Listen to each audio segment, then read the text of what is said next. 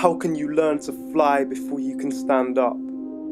I laid my head beside my bed, trying to forget the day ahead. Mother, I'm afraid. I heard our neighbours fled. I heard that blood was shed, and it left the floor beneath them red.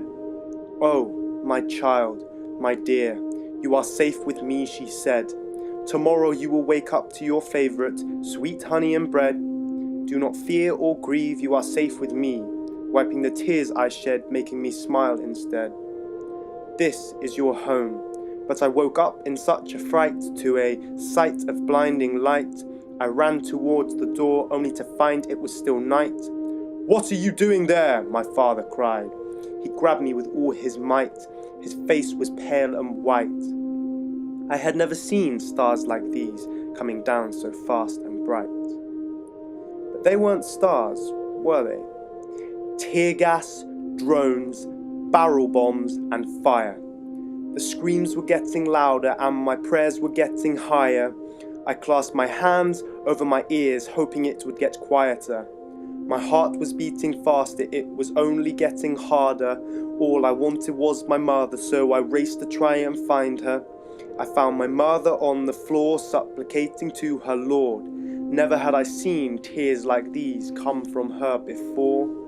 This is enough, she cried. We cannot live like this anymore. We have to escape this war. We must leave before dawn. But this is still my home. Before our eyes we were taken inside in tiny little boats. The tide was getting higher with no jackets or coats. 1,000 times I wished to stop and rewind. If only I possessed a remote. My parents would devote their lives before the sea would reach my throat. And on that note, this is still my home. So let me make something clear. To assume that refugees voluntarily want to leave their homes that are so dear is simply sheer embarrassment. Because war only makes the violence legal, makes it news, and condenses it in a way so Mr. or Mrs. Nobody can digest it with their evening meal.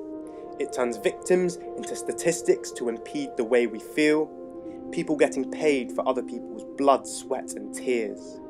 If only we gave an attentive ear, then perhaps the propaganda would slowly disappear. So let's make our hearts and minds sincere to at least hear what is happening so near. And let's question ourselves why students, parents, doctors and engineers are fleeing for their lives to come here. For security and stability, safety and tranquility, especially for the child that struggles psychologically and emotionally.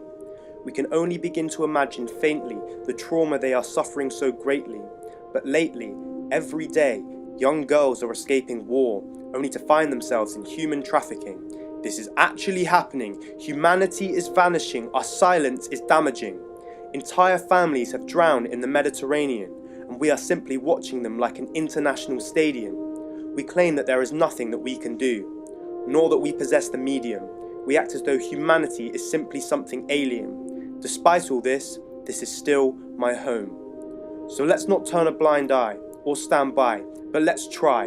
Let's try to provide the supplies whereby we can actually save lives. This is a crisis we can't deny, and we can't let innocents just die. Let's ask ourselves why. Why that we possess the means to help but choose otherwise.